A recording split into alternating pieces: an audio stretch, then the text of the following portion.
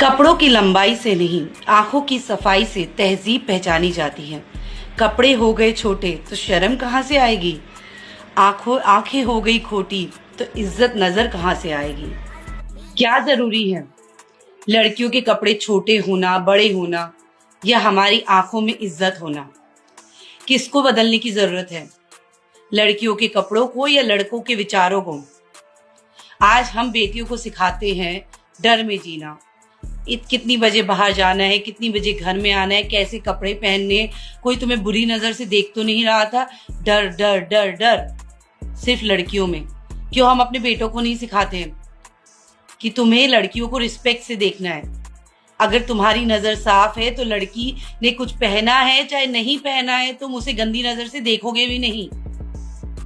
ये जरूरी है हमें अपनी बेटियों को सिखाने से ज्यादा बेटों को सोसाइटी में सिखाया जाए कि लड़कियों की इज्जत कैसे की जाती है।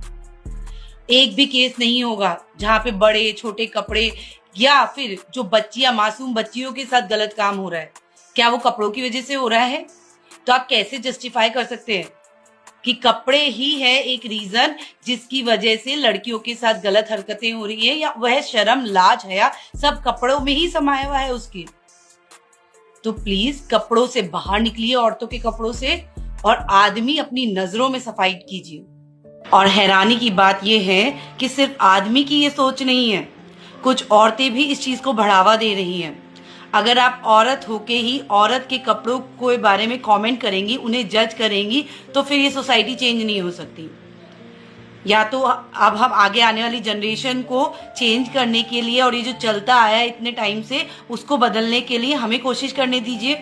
या फिर आप अपनी पुरानी चीजों को या कपड़ों के बेसिस पे आज भी औरतों को जज करते रहिए। तो जो औरतें औरतों के लिए ये सब चीजें कह रही हैं, प्लीज अपनी सोच बदलिए।